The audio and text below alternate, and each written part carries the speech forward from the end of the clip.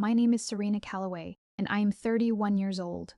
On the most important day of my life, my mother-in-law walked into my wedding in a white gown, floor length, lace trimmed, deliberately, calculatingly, shamefully white. 340 guests watched her float down the aisle like she owned the room. Like I didn't exist. Like the woman standing at the altar in ivory wasn't already trembling with the effort of staying composed. I had been warned. I hadn't listened. What happened next?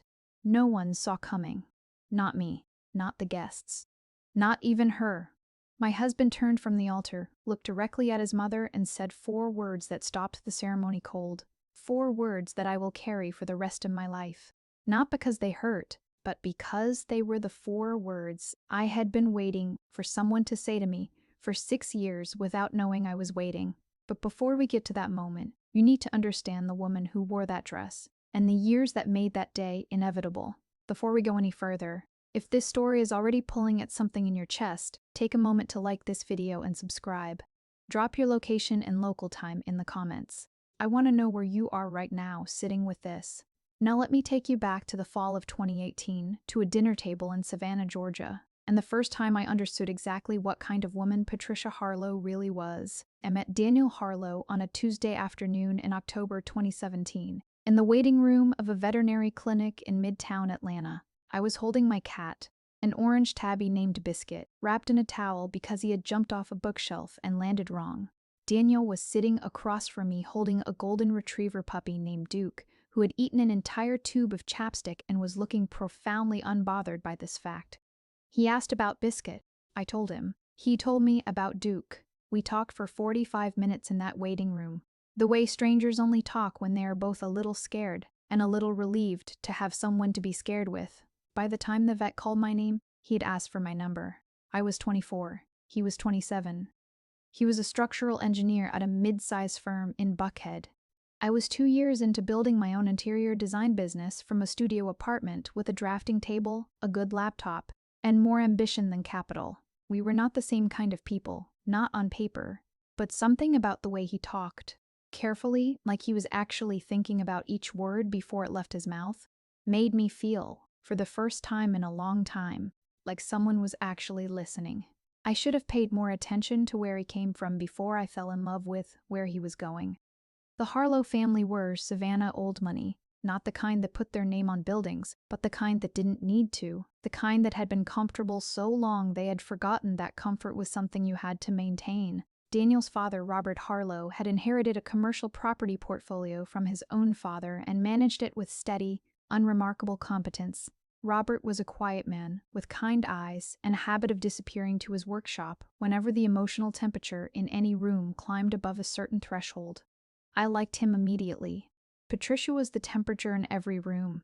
She was 61 years old when I met her, tall and angular, with Daniel's same dark eyes but none of his warmth behind them. She wore her silver hair swept back and her opinions forward. She had been a competitive equestrian in her 20s, a junior league president in her 30s, and had spent the decades since cultivating the specific kind of social authority that Savannah society grants to women who have never needed to apologize for anything. Daniel was her only child, and Patricia Harlow had spent 27 years building a version of her son that was entirely hers. The first dinner was in November 2017, 6 weeks after Daniel and I started dating. He called it casual. He said it so many times on the drive down from Atlanta. "It's just casual, Serena. She just wants to meet you. It's nothing formal." That I understood, by the 4th repetition, that it was not casual, that it was something formal, and that he was nervous. The house was a restored antebellum on Abercorn Street. 4 columns, a magnolia tree in the front yard so old it had its own kind of authority. The dining room table seated 12 and was set for 3, which made the emptiness around it feel deliberate, like a stage arranged before a performance. Patricia greeted me at the door with a smile that started at her lips and stopped before it reached her eyes. "What do you do, Serena?" she asked, before we had even sat down. Not as small talk, as an intake form. "I'm building an interior design business." I said it the way I'd practiced, with confidence, with the quiet forward lean of someone who believes in what they're doing. She tilted her head. "How charming. Do you have a firm, or is it more of a freelance situation?" "I have clients," I said. "I'm building toward a firm." She smiled again with just her mouth.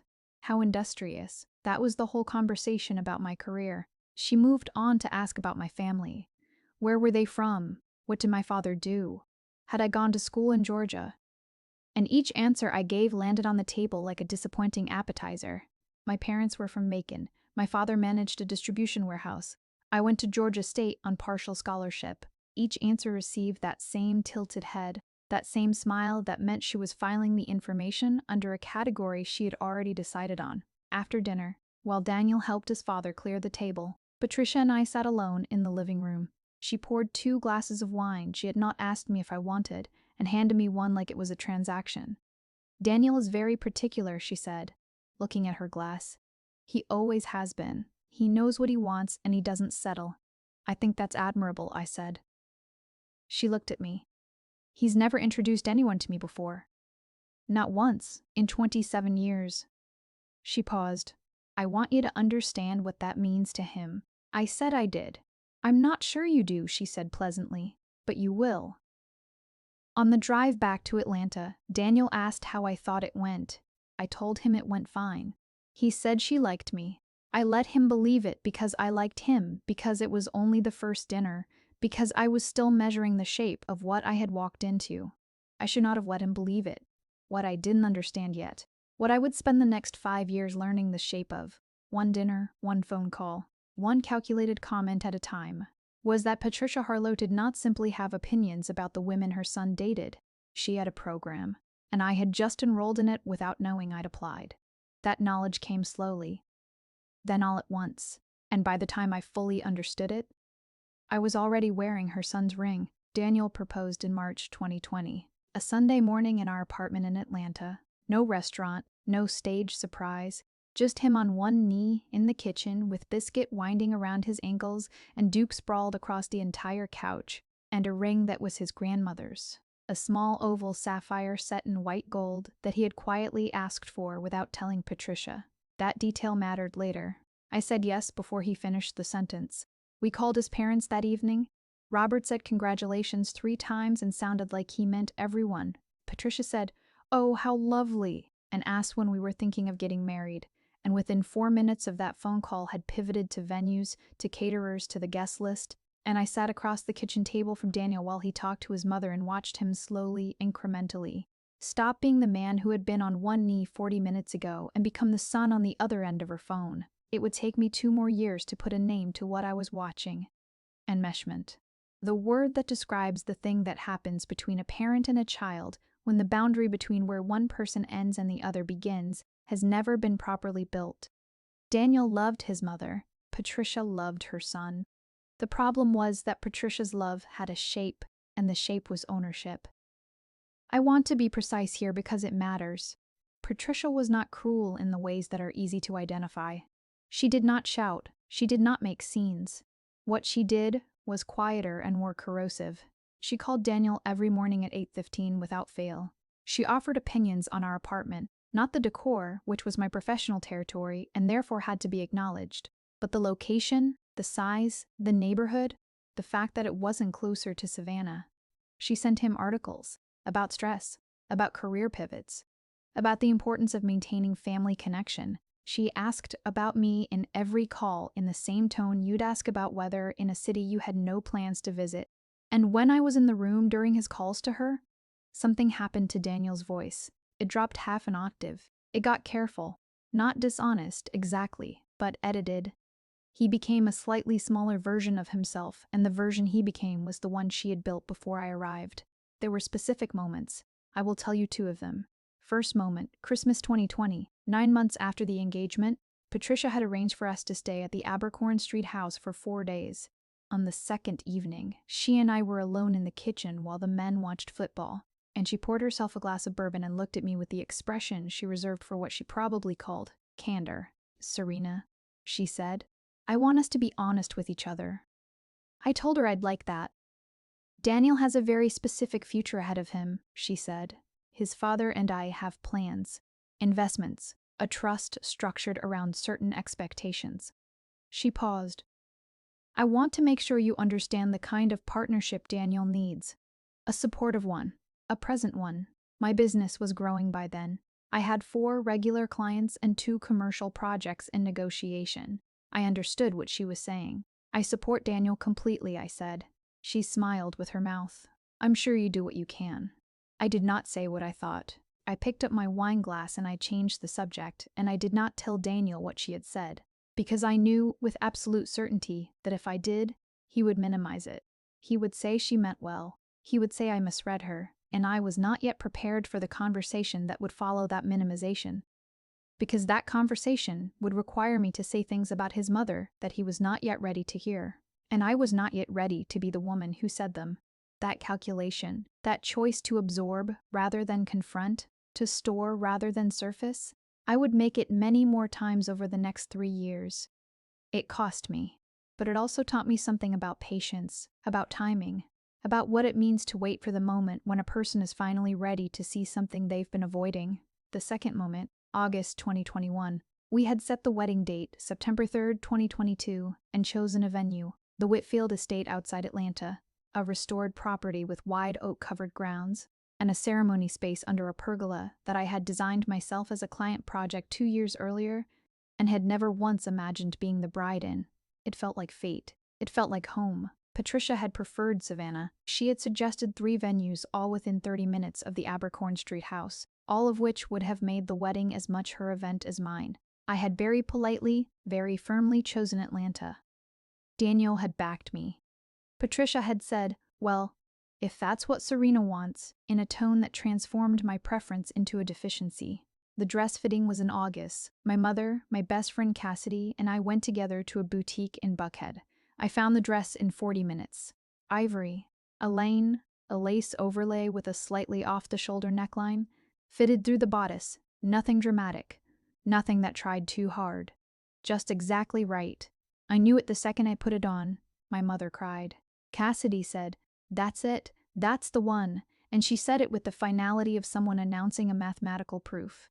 I sent Daniel a text that said found it, and he sent back 3 heart emojis and then a photo of Duke wearing a bandana, which was his way of saying he was happy. I did not send Patricia a photo. She was not invited to the fitting. This was a decision I had made quietly and kept quietly. She found out anyway. I still don't know how. Daniel's aunt, I think, who was on the periphery of the planning conversations. But 3 days after the fitting, Patricia called Daniel, and the call lasted 47 minutes. And when it was over, he came into the living room and sat down on the couch, with the particular stillness of a man who has just been handed a problem he doesn't want to carry. She wants to be involved in the planning, he said. She is involved, I said. She has her guest list. She approved the caterer. She wants to feel more included. I looked at him. Daniel, this is our wedding. He rubbed his face with both hands.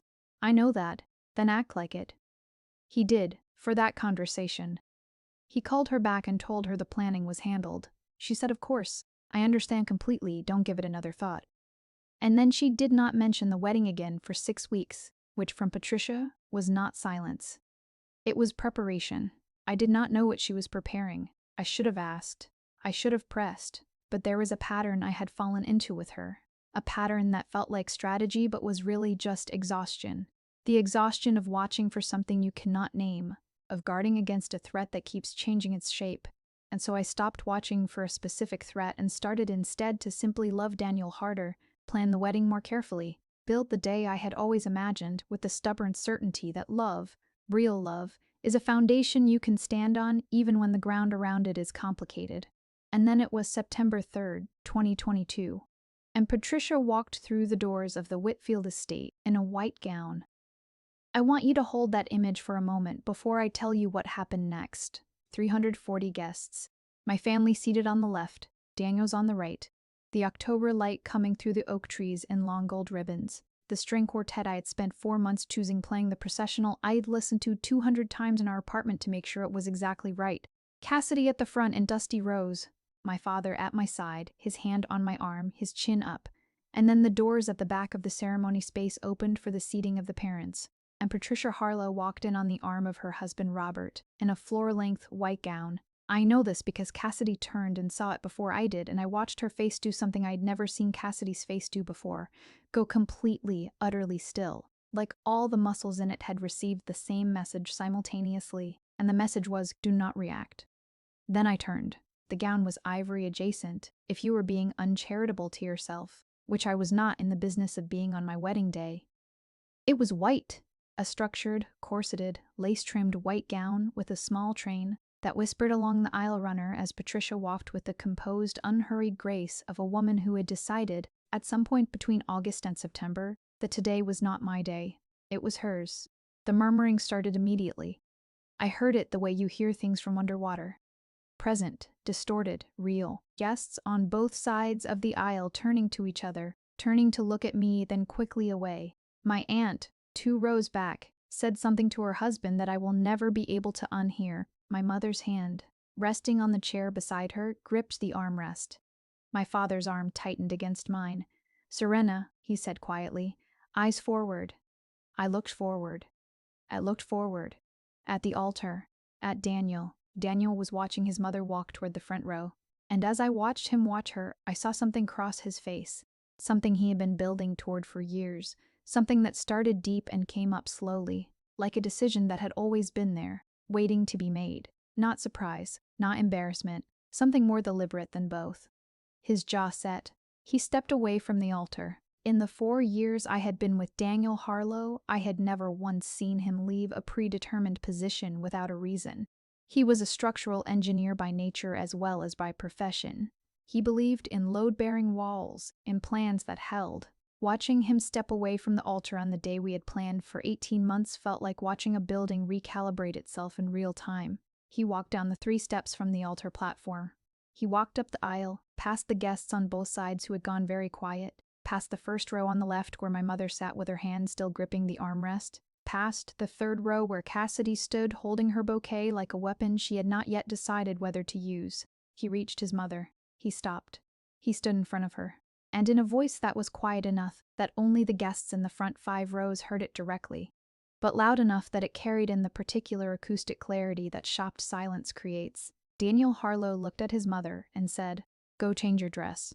4 words. Go change your dress. Not an explosion, not a scene, a sentence. Calm, absolute, load-bearing in its own way, the kind of sentence that doesn't leave room for negotiation. Because it was built with the precision of something that had been a long time coming.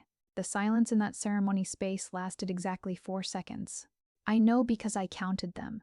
Standing at the back of the aisle in my ivory A-line dress, my father's hand on my arm, the string quartet frozen with their bows half raised, the September light still coming through the oak trees like nothing in the world had changed. While everything in the world changed, Patricia's face went through 7 expressions in those 4 seconds. I watched all of them.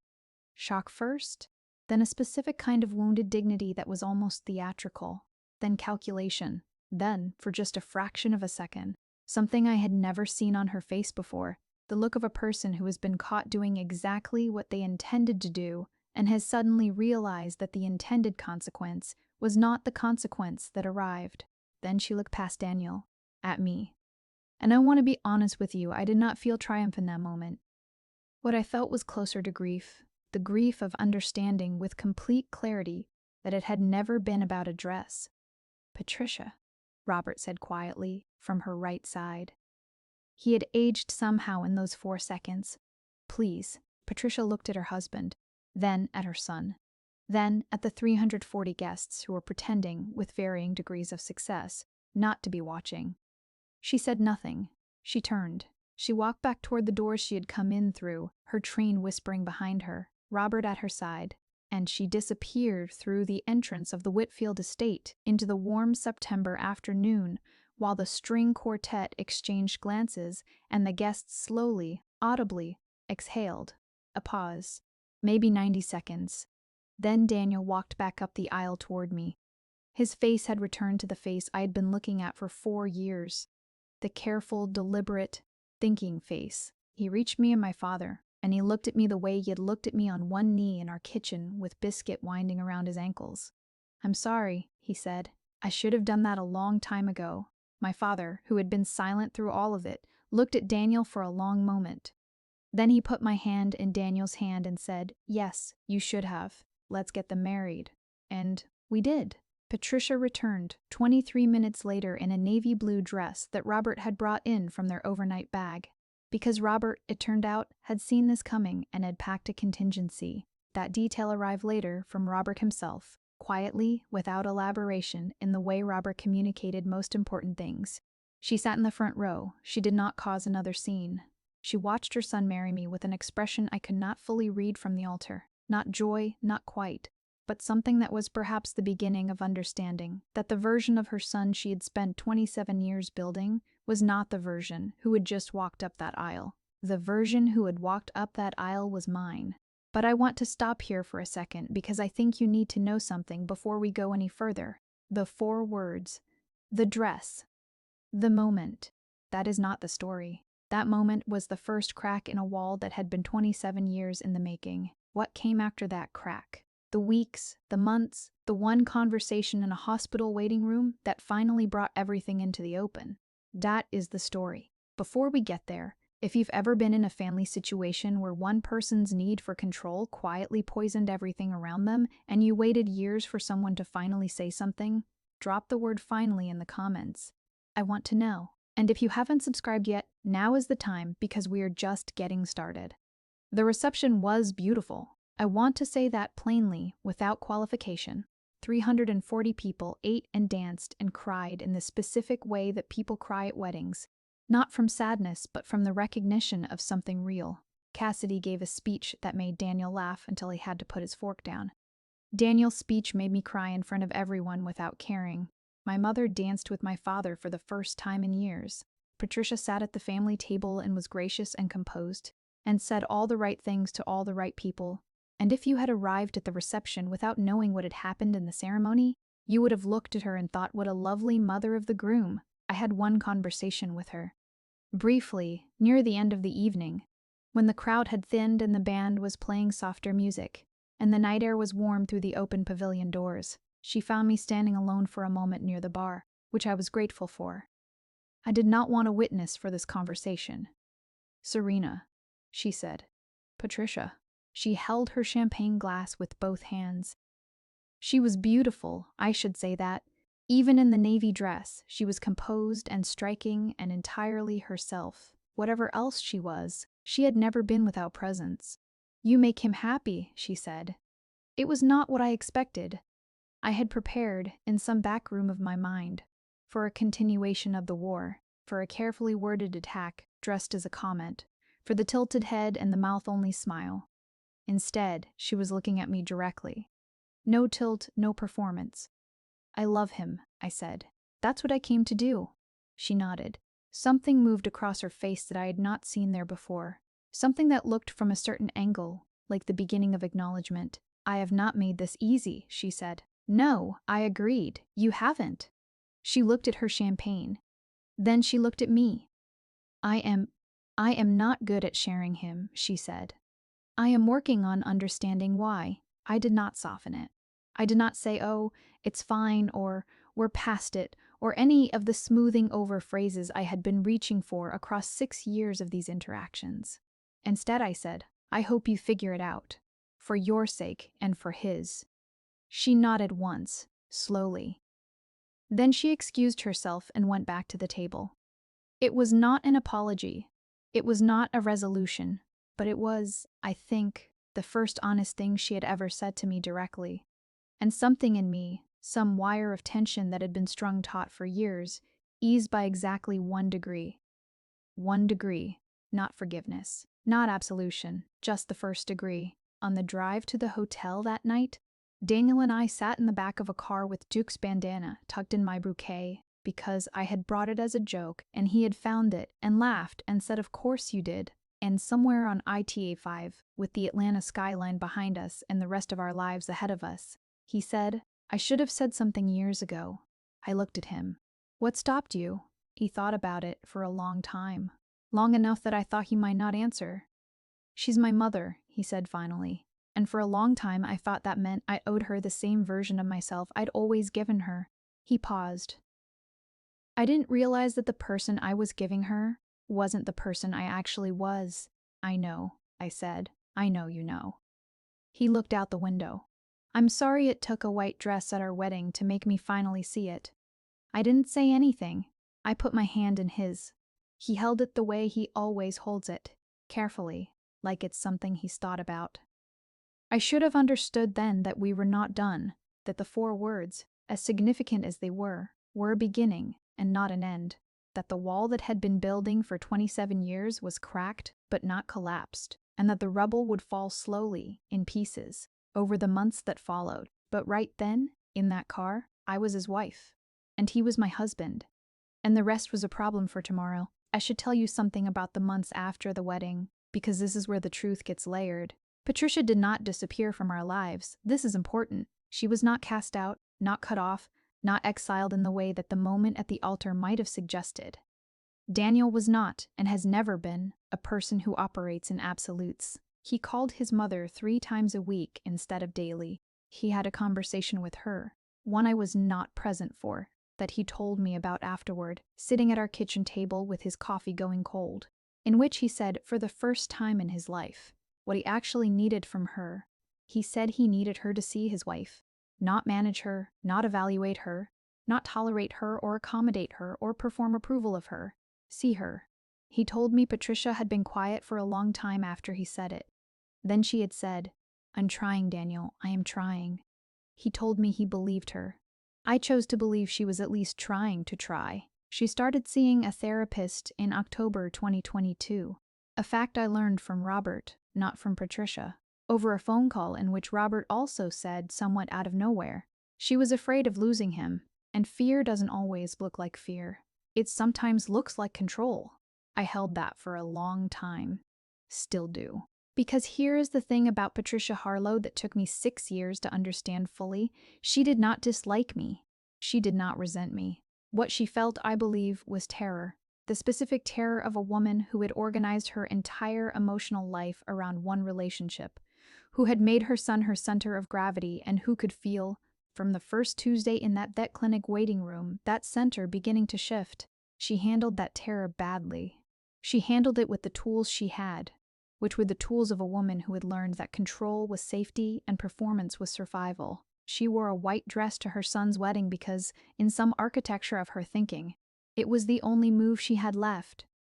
And then her son looked at her and said 4 words, and the architecture came down. I want to tell you about April 2023, 7 months after the wedding. Daniel and I had settled into the ordinary, extraordinary rhythm of early marriage. The apartment that had been mine was becoming ours. Slowly, in small ways, the way 2 people learn to share a space after years of living separately. Duke had developed a passionate and unrequited attachment to Biscuit, who was magnificently indifferent to this. My business had grown enough that I had hired 2 part-time employees. Daniel had taken on a project in Charlotte that had him commuting every other week, which I hated but had made my peace with. And Patricia was different, not transformed, not healed, but different in the specific way that damage looks when it is actually being addressed rather than managed. She called Daniel less. She asked about me by name in a way that sounded, increasingly, like genuine inquiry rather than social protocol. She came to Atlanta twice, and both times did not suggest that we move to Savannah. Small things, a different calibration.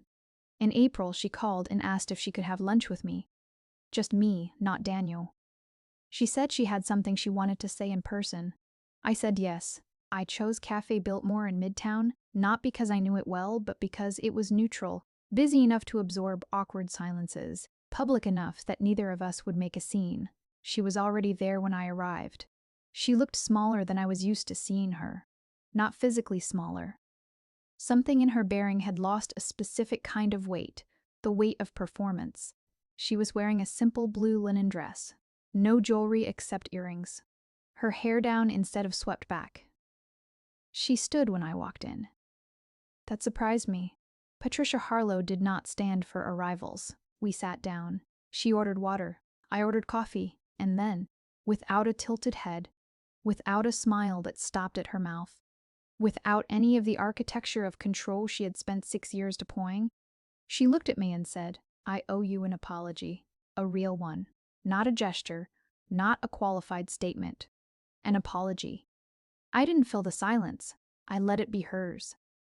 I have spent 30 years, she said, making my son into something that belonged to me, and I called it love. I told myself it was love. I told myself that protecting him and managing his world was what mothers did. I told myself that you were the threat, when the truth was. She stopped. She pressed her lips together. The truth was that I was the threat.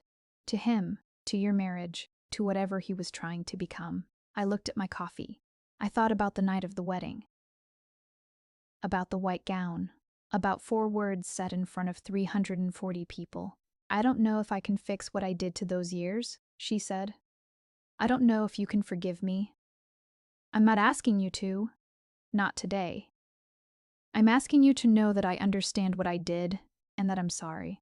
The thing about a real apology is that you can feel it, not because it's perfect or complete or sufficient, but because it carries the weight of something genuinely meant. I had received performances from Patricia Harlow for 6 years. This was not a performance. I believe you, I said. That's where I am right now. I believe you mean it. She nodded, swallowed. That has to be enough for today, I said. Not because I don't want more, because more takes time. And time is something we have, if we use it right. She looked at me the way she had not looked at me in 6 years of dinners and holidays and phone calls and the white dress at the altar. She looked at me like she was actually seeing me, like the intake form was gone and what was left was just 2 people on either side of a table, trying to find what was salvageable in the wreckage of 6 years of operating at cross purposes. We talked for an hour and 40 minutes. I asked her about her life before Daniel, about the equestrian years, about what she had given up when she became a mother, about what she had been afraid of losing when her son started becoming someone she hadn't designed. She talked with an honesty that surprised me and, I think, surprised herself. She had not had many spaces in which to tell the truth. I did not leave that lunch having forgiven her, but I left having understood her. An understanding, I have found, is the door that forgiveness eventually walks through, on its own timeline, in its own way. She is not my mother. She is not my friend. Not yet. She is the woman who made 6 years of my relationship harder than they needed to be. And she is also the woman who is now, imperfectly and earnestly, trying to be different. Both of these things are true. I hold both of them. There was one more thing. A thing I did not tell Daniel about until November because I needed to sit with it alone first. At the end of our lunch in April, as we were putting on our coats to leave, Patricia reached into her bag and set something on the table between us.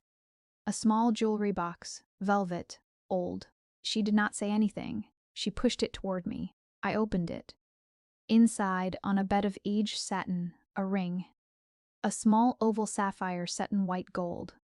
I looked up at her. My mother-in-law, she said quietly, Daniel's grandmother. This was her original engagement ring, before the estate jeweler reset it. She left it to me, specifically.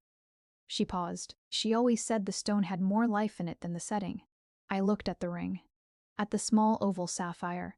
Daniel's grandmother's ring was an oval sapphire set in white gold. Patricia looked at her hands. I had the original stone all this time. I had it reset years ago into something I preferred. I told myself it was preservation. She stopped. I think, honestly, I did it because it was something that was hers, that I could make mine. The table was very quiet. I'm giving you the stone, she said. Do whatever you want with it. Put it in a new setting. Put it in a box. Throw it in the Chattahoochee. But it belongs to you. I closed the box. I held it. Thank you, I said. She nodded. That was all. I wore the stone reset into a simple band on my right hand. I wear it still. Not because of what it was, because of what it meant to give it. I am sitting at my desk in our house now. We bought a house, Daniel and I, in Decatur, with a porch that gets morning light and a yard that Duke has personally annexed. Biscuit surveys the yard from a window with the indifference of a landowner.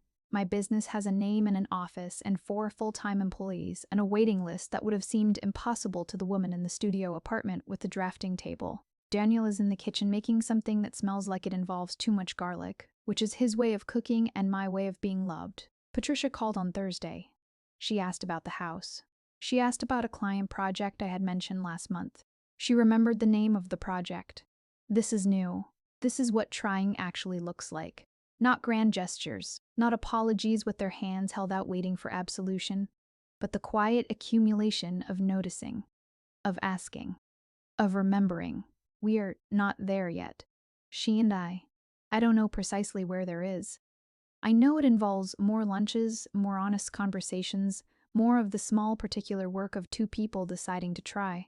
I know it involves Daniel continuing to be the person he has been becoming since September 3rd, 2022. A person who is finally, fully, unambiguously his own. I know it involves me deciding over and over that people are capable of becoming something different from what they have been. Not all of them. Not always. But sometimes, when the structure they have built to protect themselves finally fails, what comes through the crack is not more damage. It is the first, honest light. 4 words. Go change your dress. I have thought about those 4 words many times since the wedding. About what they meant in the moment. Stop. I see what you're doing. Not today. About what they meant in the larger sense. I choose her. I choose us. I choose the version of myself that belongs to my own life. But I think what they meant most, what I return to most, is this. They were the first time Daniel Harlow told his mother the truth about who he was. Not a fight, not a rupture, not a war. 4 words that said, quietly and completely, I am not yours in the way you thought. He is mine, and I am his. And Patricia is learning, in her way, in her time, what that means and what it leaves room for. It is not the family I would have designed, but then I am an interior designer. And I have learned that the most interesting spaces are never the ones that were built from scratch, according to plan. They are the ones that were inherited and complicated and imperfect and worked on until they became somewhere you actually wanted to live. My name is Serena Calloway Harlow. I am 31 years old. And this is what it looks like when 4 words change everything. If this story meant something to you, if it touched something about your own family, your own boundaries, your own moment of waiting for someone to finally say what needed to be said, leave me a comment. Tell me your version of those 4 words. Tell me what was said or what you're still waiting to hear. Subscribe, share this with someone who needs it, and I will see you next time. There is something I want to add. Because I have been sitting here at this desk for an hour since I finished telling you this story, and I keep returning to one thing, one small thing that I did not tell you. The night before the wedding, September 2nd, 2022, Daniel and I broke with tradition and talked on the phone for an hour. Just talked. About everything except the next day. Because we had already planned the next day to within an inch of its life, and what we needed was to talk about something else. He told me about a project he was designing in Midtown, a mixed-use building with a load-bearing constraint nobody had solved yet, and a solution he thought he had finally found. I told him about a client meeting I had the following Tuesday. We talked about Duke. We talked about Biscuit. We talked about where we wanted to go for our first anniversary. He said, wherever you want. I said, I want to go somewhere we've never been. He said, that narrows it down to approximately every place on Earth. I laughed, and he said, Serena. And there was something in the way he said it, with that careful deliberateness he brings to words he means. I said, yeah, he said, I'm going to spend the rest of my life making sure you know you are worth choosing. I did not know then what the next day would bring. I did not know about the white dress or the 4 words, or the 90 seconds of silence in a ceremony space full of oak trees and September light. I did not know that in less than 24 hours something would crack open that had needed to crack open for a long time. I just knew that I was about to marry a man who had spent 4 years learning how to say that sentence, and that the learning had been worth it, worth choosing. That is what I want to leave you with, because this story is not really about a dress or a scene or a mother-in-law who drew a battle line at an altar. This story is about what it means to be worth choosing. To someone who has to choose you over their fear, over their history, over the version of themselves they were built to be, and about what it means to wait for that choosing, not passively, not without cost, but with the faith that a person who genuinely loves you will, eventually, find the words. Sometimes those words are 4, sometimes that is enough. My name is Serena Calloway Harlow. I am 31 years old, and I am, finally, the woman my husband chose. I want to tell you about Cassidy. because you have heard her name and she deserves more than a name. Cassidy Monroe has been my best friend since the second week of freshman year at Georgia State, when we were both in the same 8 a.m. sociology class that neither of us wanted to be in.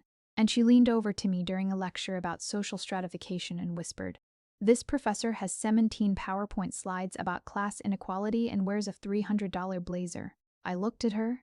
She looked at me. We went to the dining hall after class and talked for 4 hours, and I have loved her since.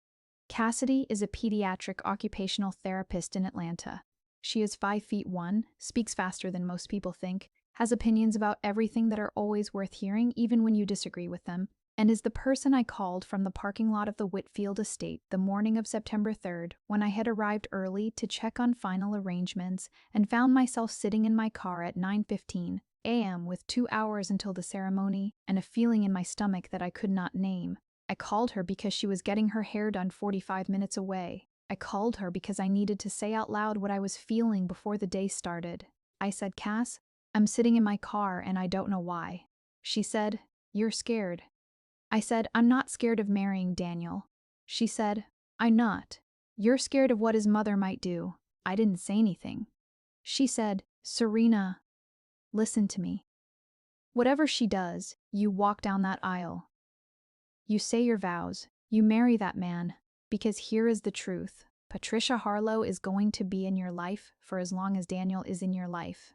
And you do not get to choose that, but you do get to choose how much of your day she gets. Today she gets the ceremony, she gets the reception, she gets the photographs, but she does not get the marriage. She does not get what happens between you and Daniel after every event is over and every guest has gone home.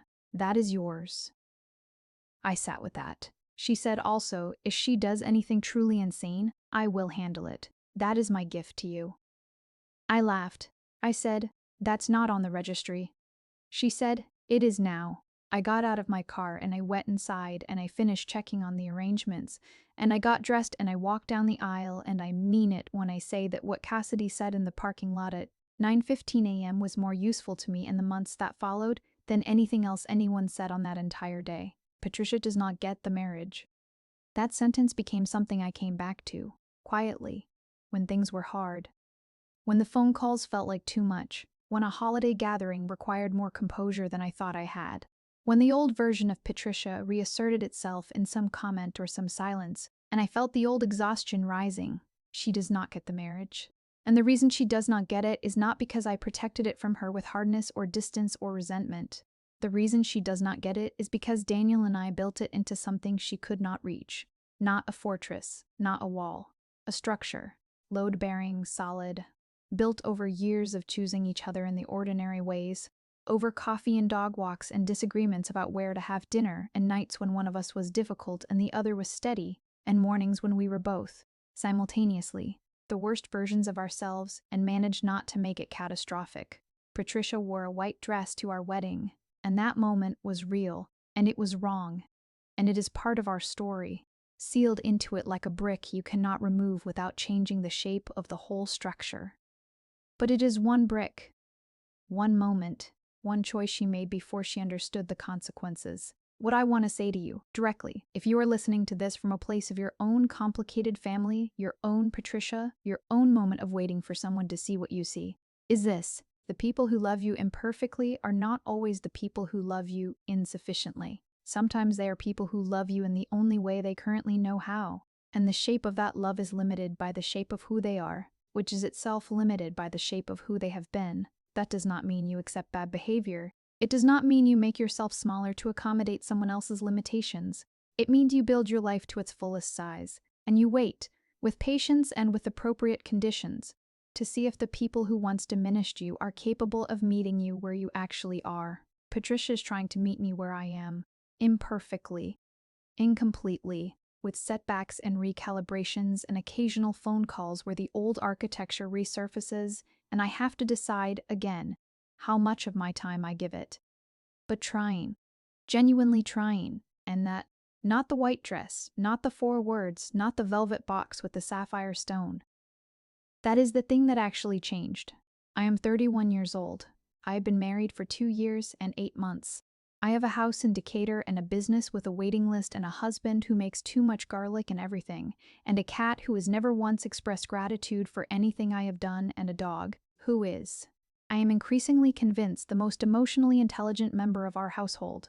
I have a mother-in-law who wore white to my wedding, and I have a mother-in-law who drove to Atlanta on a Tuesday last month with no special occasion to help me look at tile options for the guest bathroom renovation, because I mentioned I was overwhelmed by the choices, and she has an eye for these things, and she knows that. She sat on the floor of a tile showroom for 2 hours and pointed to options, and told me what she thought, and, importantly, did not tell me what to choose. That might not sound significant. In the context of 6 years, it was significant. We chose a small hexagonal marble tile with a charcoal grout. She said it was timeless. I said I hoped she was right. She said, "Serena, you have been right about every room you have ever touched. Trust yourself." I looked at her. She looked at the tile samples. Neither of us said anything more about it, but I filed it. I filed it in the same place I keep the other pieces. The Real Apology at Cafe Biltmore, the velvet box, the 1 Degree of Ease on the night of the wedding, Robert's voice saying she was afraid of losing him, and fear doesn't always look like fear, the place where I keep the evidence that people are, in fact, capable of becoming something different from what they have been. Not all people, not always, not without enormous cost to the people around them, but sometimes, under the right conditions, with enough truth applied at the right moment. Sometimes 4 words are enough to start something. My name is Serena Calloway Harlow. I am 31 years old, and I am still learning what it means to have a family that is not the one I was born into, but the one that is being built, imperfectly and honestly, in the years after the moment when someone finally said what needed to be said. If any part of this story lived in you, if you recognized something in Patricia, or in the waiting, or in the 4 words, or in the imperfect lunch at a Midtown cafe where someone finally told the truth, I want to hear from you. Leave me a comment. Tell me your story, or the part of it you're ready to say out loud. Subscribe if you want to stay, because there are more of these, more people and more truths and more moments where 4 words or 5 or 1 were enough to change the architecture of a life. Thank you for being here. Thank you for listening. I will see you next time.